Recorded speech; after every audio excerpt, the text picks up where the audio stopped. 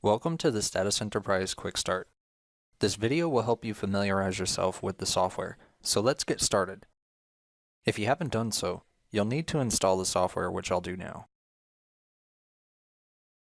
You may or may not get a security prompt. If so, click Yes and you'll see the install process starting. It will take a moment, so we'll wait for it to load, then click Next.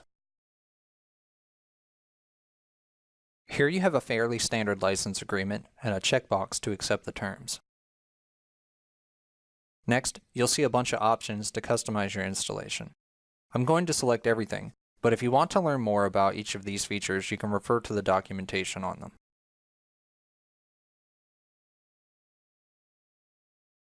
Moving on, you have a choice for either SQLite or SQL Server Database. I'll leave this as SQLite since it's the preferred method for evaluations.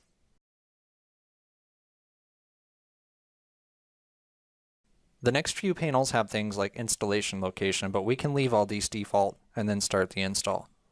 I'll cut the video so we don't have to watch the files getting copied onto the computer. And after a couple of minutes, the software is done installing, so I'm going to open the model designer, then set up some basic types and assets.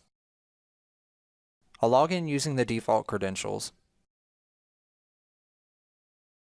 accept the security certificate, then create a type called car.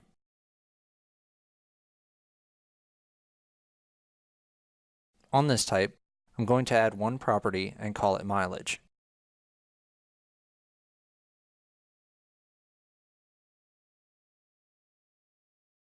Now, if we switch to the Assets tab, I'll select the Assets view, then generate an asset off the type we just created.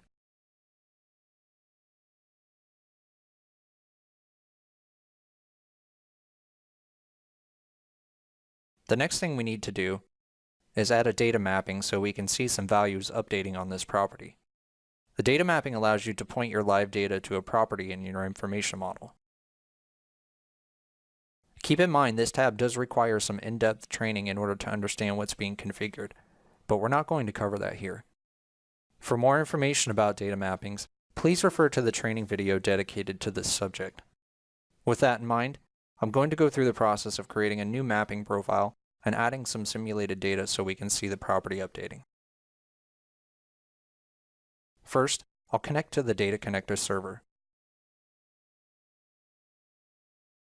Next, a new mapping profile needs to be created.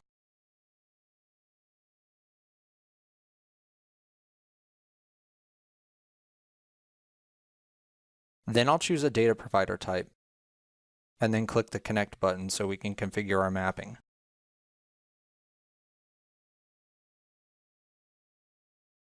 I'll find the asset we created earlier, then select the property, and find a simulation item to map to.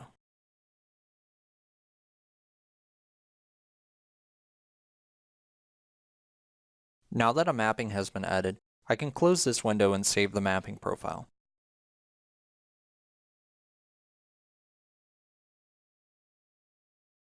The next thing we need to do is open the Mimic Designer, so I'll do that now. I'll log in using the default credentials,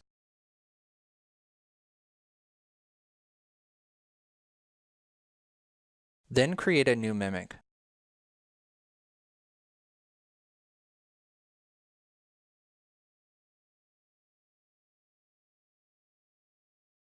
Next, I'll draw out a gauge on the canvas.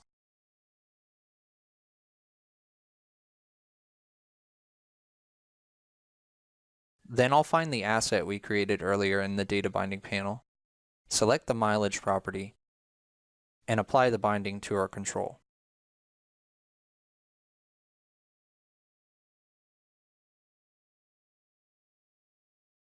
I'll then create a new view to save this mimic in.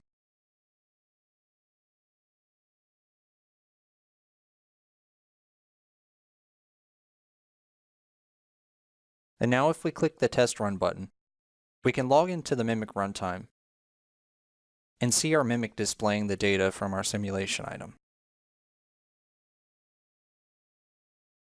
In summary, we've installed the software, created a type and asset, and accessed the data in our Mimic. Hopefully you found this useful and are on your way to creating your new HMI project. In closing, Status Enterprise is a powerful, easy-to-use tool that lets you design once and deploy multiple times. For more information on Status Enterprise, please visit us on the web at www.scada.com.